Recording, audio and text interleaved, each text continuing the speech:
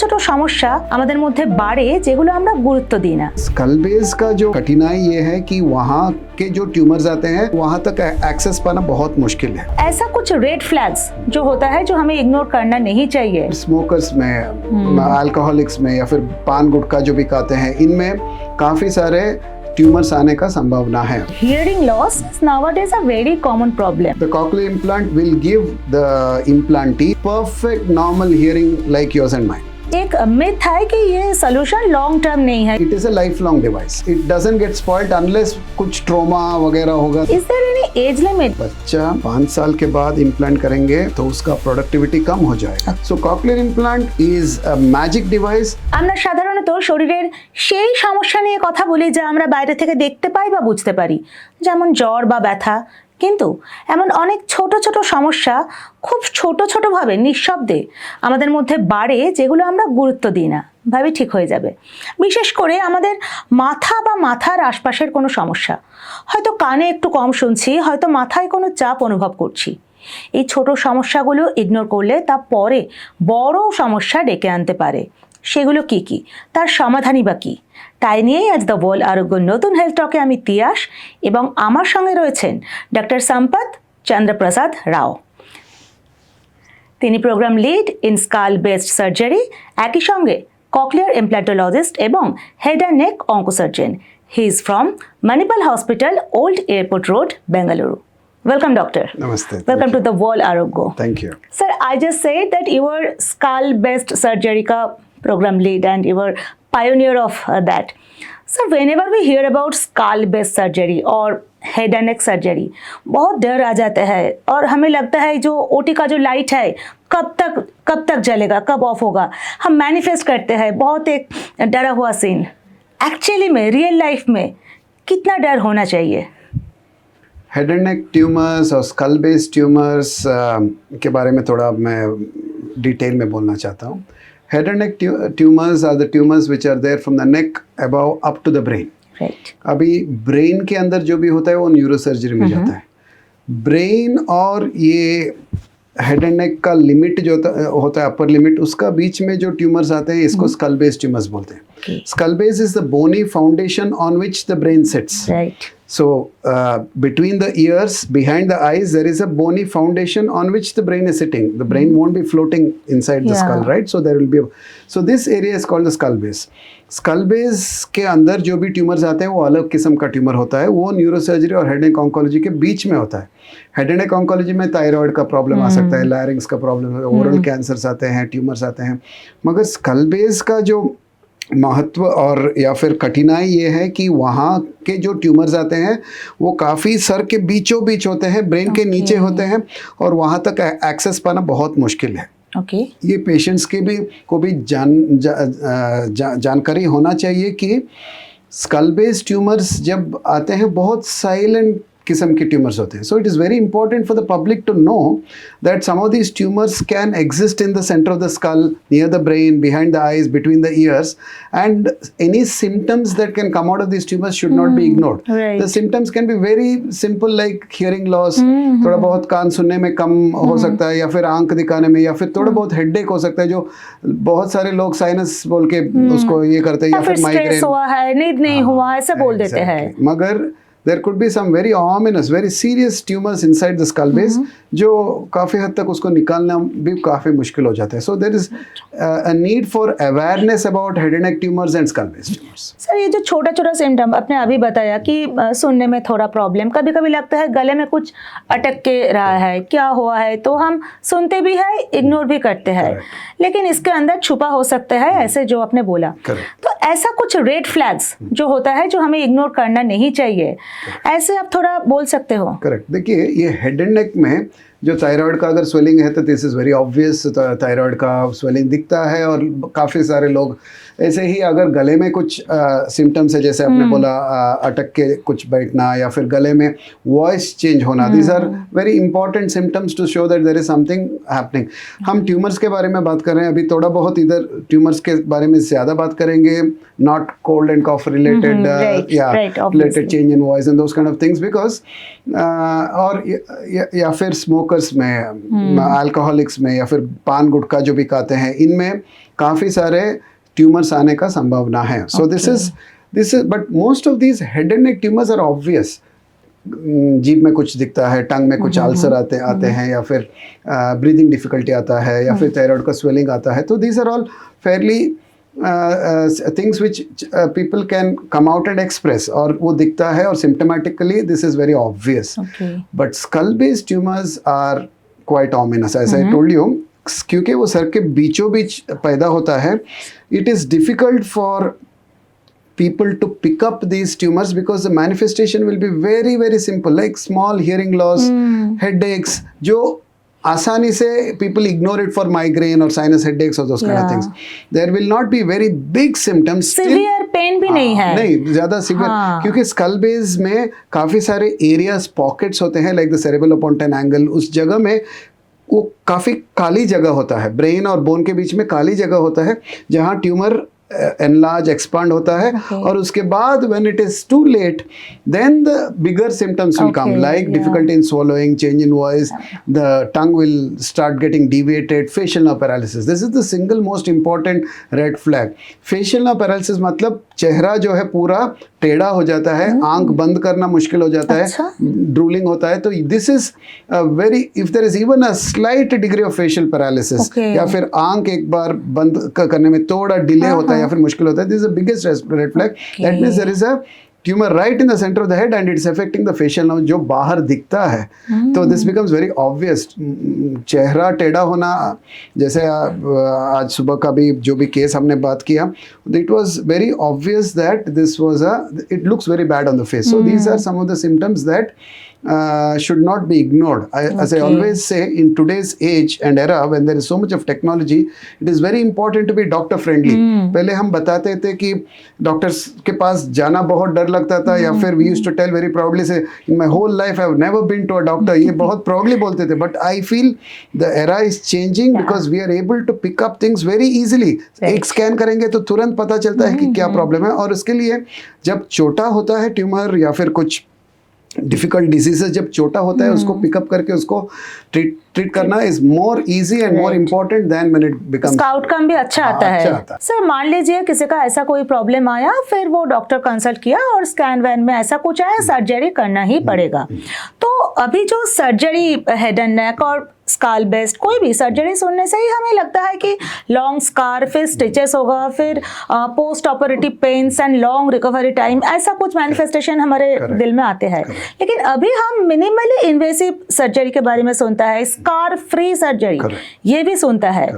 तो ये जो ओल्ड डेज लॉन्ग टर्म का सर्जरी और अभी का जो छोटा वाला मिनिमल सर्जरी, दोनों में रियल जो फर्क वो कितना होता है, चाहे वो आउटकम में और चाहे वो ऐसे ही मतलब ट्रीटमेंट करने में? This is very important question because there is what is called a generational shift. एक बहुत अंतर है पहले जो होता था और अब से बहुत बहुत डिफरेंस है, क्योंकि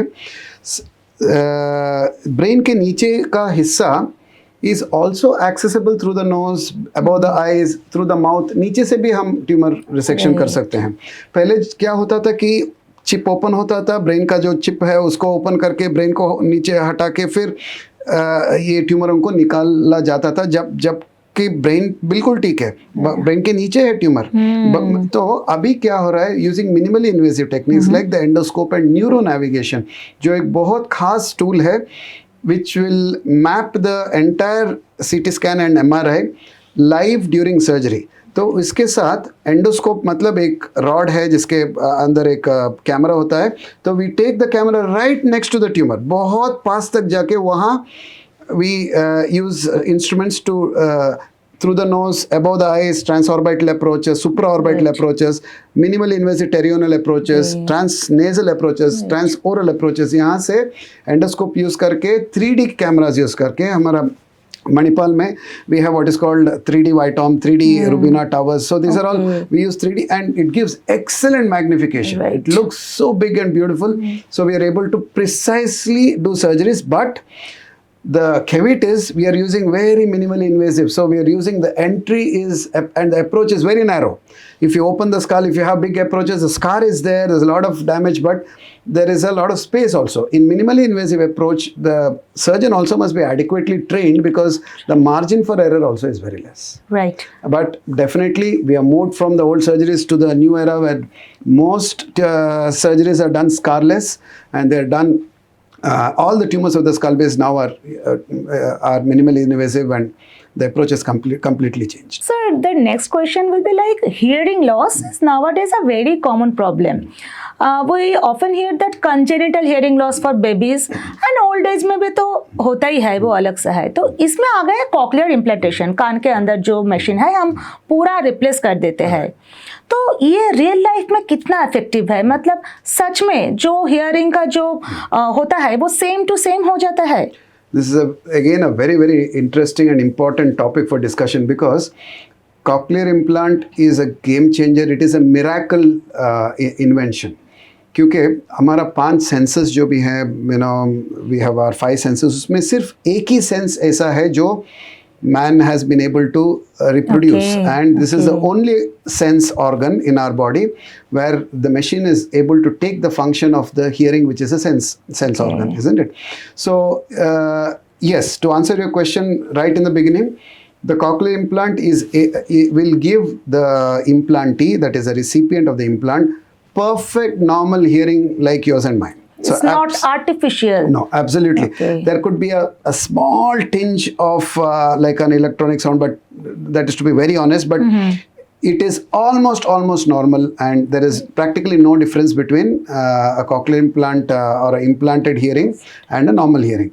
Now, as far as the age is concerned, most of the cochlear implants are done in babies or young children, before 5 years. That is because when the child is born with a hearing related issue or complete deafness, that is when we do the cochlear implant, which is a bilateral deafness, which means इनको कुछ भी सुनाई नहीं देता. दोनों कान def अगर हो तो ही cochlear implant करते हैं, क्योंकि एक कान अगर सुनाई देता है तो सुनाई देता, कुछ ना कुछ उसमें भी दूसरा कान कर सकते हैं. मगर जब दोनों कान by birth congenitally when the child is deaf, तब जब इम्प्लांट करते हैं, the child gets a new life, because when the child doesn't hear, जब आगे बढ़ता है 1 साल के बाद, 2 साल के बाद, जब चाइल्ड रोना शुरू करता है या फिर बात करना शुरू करता है, मगर वो उसका आवाज़ उसके कान तक नहीं पहुंचता और उसको पता ही नहीं चलता, वो बेबी को पता ही नहीं चलता कि वो बात कर रहा है. Right. तो स्लोली धीरे धीरे उसका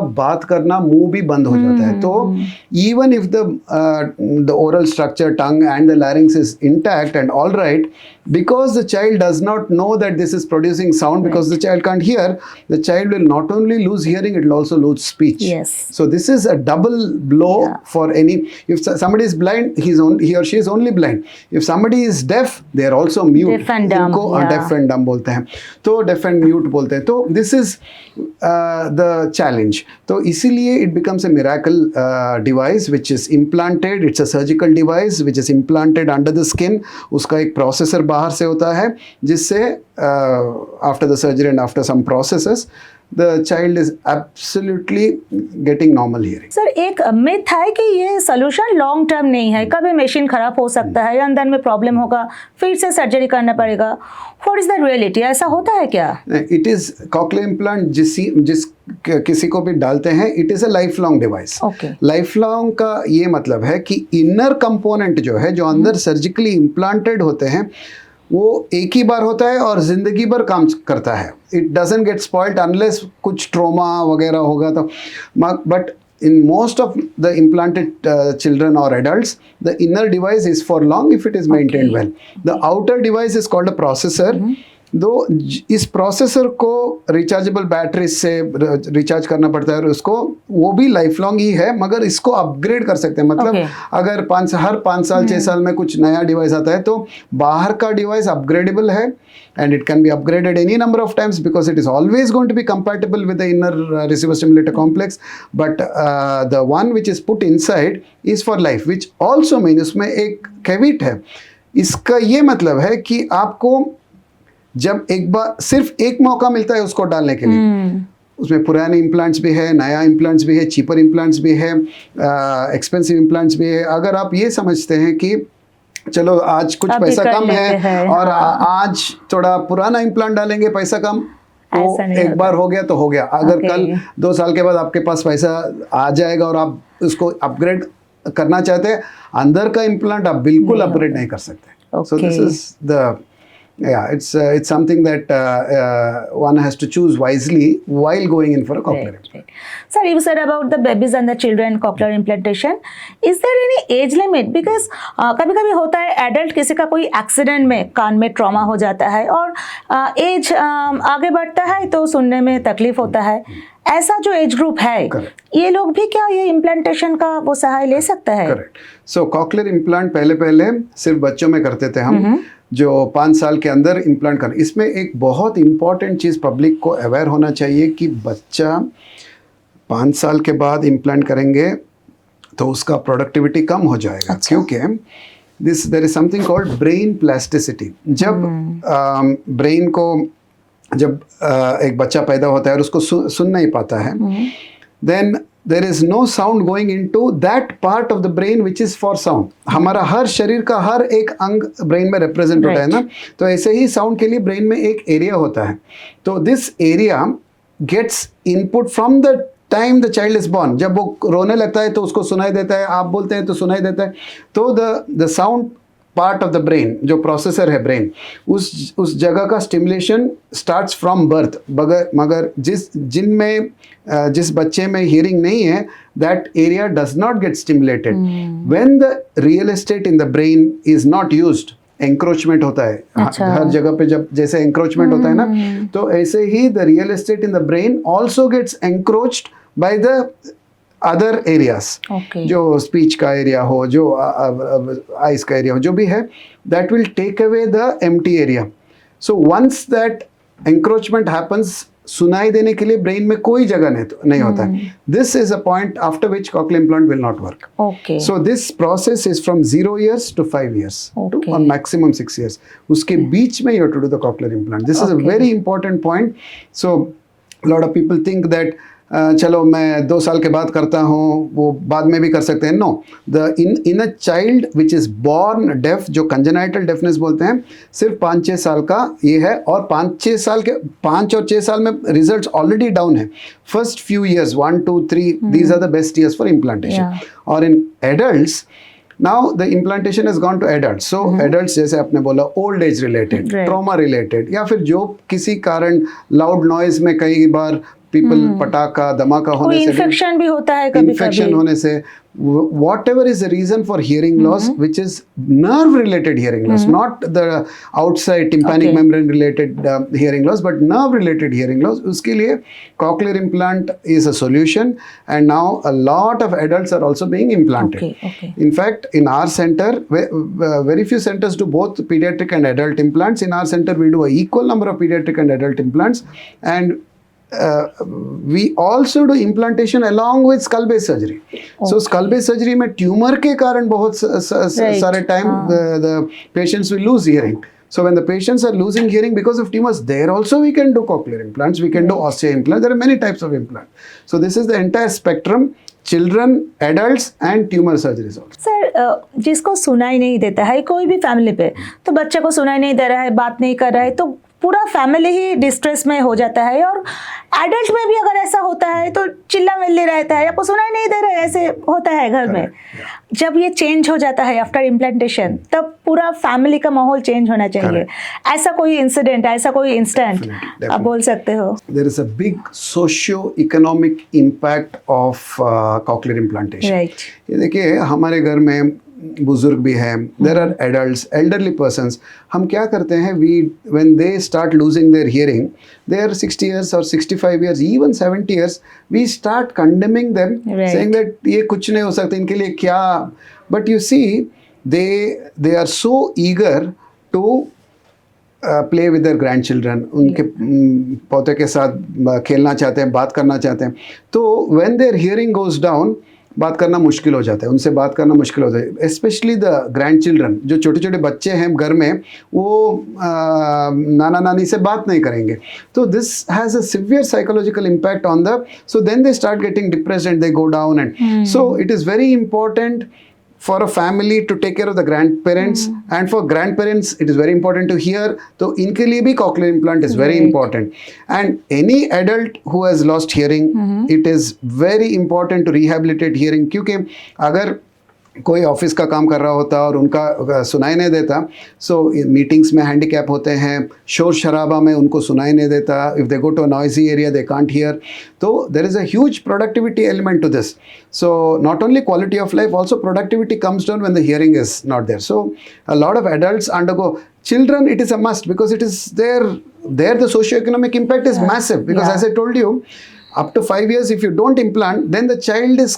condemned for the rest of the life. Right. I am not even going to discuss this, because this is if the child is not implanted, अगर कोई माता पिता को पता है कि चाइल्ड डेफ है और म्यूट होने वाला है, it is important that they gather, पहला चीज़ जो करना है लाइफ में, gather money, do the cochlear implant, क्योंकि वो 5 साल खत्म हो गया, लाइफ का स्ट्रक्चर चेंज हो जाएगा, क्योंकि after that the implant will not work, बात नहीं आएगा, then the child is severely restricted, बड़ा होके भी ज़्यादा काम नहीं कर सकते क्योंकि सुनाई नहीं देता, बोल नहीं पाता, the life is condemned, so in children huge social economy, it must be done.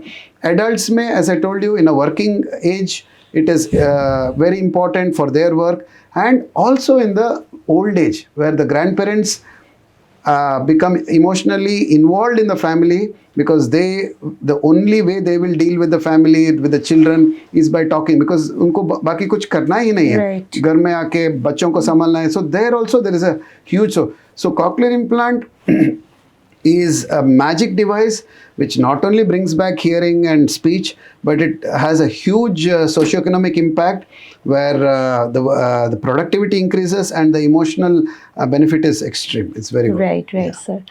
Sir, अब तक जो हमें डिस्कस किया, जो अभी ये हमारा एपिसोड देख रहे हैं, उन लोगों के लिए आपका टिप्स क्या रहेगा कि क्या छोटा छोटा सिम्टम्स स्काल बेस्ड कोई प्रॉब्लम के लिए भी हो, और या कॉकलियर खराब होने तक पहुंचने के लिए भी हो, ऐसा क्या क्या है जो इग्नोर नहीं करना चाहिए, ऐसा टिप्स क्या रहेगा? We should be doctor friendly. हमको ये, we should not have this saying that you know I have never been to a hospital, I have never seen a doctor. It should not be a matter of pride. Today we have resources, हमारे पास insurance है, insurance पूरा cover कर लेता है. That is one more thing, I think everybody should go in for insurances, because we ensure our car, वो mandatory हो गया. इंश्योरेंस सभी चीज़ों के लिए मैंडेटरी हो गया, मगर हमारा लाइफ और हेल्थ इंश्योरेंस हम इंश्योर नहीं करते. दैट इज़ बिकम ऑप्शनल, वो नहीं होना चाहिए. First thing is we should invest in our health, or there are so many devices which in the medical sciences has enabled early diagnosis. बहुत जल्दी पता चलता है, छोटे छोटे ट्यूमर्स अभी पता चल रहा है, and in such a situation we can do fantastic work, eliminate the tumor, eliminate the disease without any collateral damage. So it's very important for patients to first ensure, and second, go to a doctor whenever there is even a small symptom, hearing loss. We should not neglect it, saying that I've got some block in the ear, because that hearing loss can be a block if you're lucky. If you're unlucky, it can be a tumor. Right. So similarly, headaches, as I told you, this is a very, very common symptom. But if you're getting headaches repeatedly, yes, it is not always migraine. Most of it may be migraine, most of it may be sinus headache, but there could be 1%, 2%, 5% chance that it is a big tumor in the center of the head. So even if it's a small symptom, it should not be. In today's world, it is not acceptable. Right. अगर आपके पास सब कुछ है, धन है, दौलत है, और आप सिम्टम्स को इग्नोर करते गए और एक दिन पता चला कि आपको सर के अंदर 5 सेंटीमीटर का ट्यूमर है, तो क्या फ़ायदा? So what is the point in having everything? So it's very important that we educate ourselves about all the diseases possible. ये नहीं कि हमको ये होना चाहिए, मगर तैयार होना चाहिए. Right. And keep yourself insured. And whenever there's a problem, go to a doctor. Don't be hesitant. Don't tell it's a matter of pride that I've never been to a doctor. No, not in today's world. Thank you doctor, thank you for your insight. আজকের episode থেকে একটাই শব্দ শেখার, সচেতনতা. শরীরের ছোট ছোট লক্ষণ যতক্ষণ আপনি এড়িয়ে যাচ্ছেন, খুব গর্বের সঙ্গে বলছেন ও কিছু না, আমার কিছু হয় না, ডাক্তারের কাছে আমি যাই না, আনন্দের কথা নয়। এটা কিন্তু আজকের দিনে মেনে নেওয়া যায় না, ঠিক যেমনটা ডাক্তারবাবু বুঝিয়ে বললেন। আপনাদের যদি এই সংক্রান্ত কোনো তথ্য দরকার হয়, আপনারা যোগাযোগ করতে চান, তাহলে স্ক্রিনে দেওয়া নাম্বারে যোগাযোগ করুন। এবং আজকের এপিসোড যদি আপনাদের ভালো লাগে তাহলে লাইক করুন, কমেন্টে মতামত জানান, অবশ্যই শেয়ার করুন। ততক্ষণ দেখতে থাকুন দ্য ওয়াল, কারণ খবর এখন এখানেই।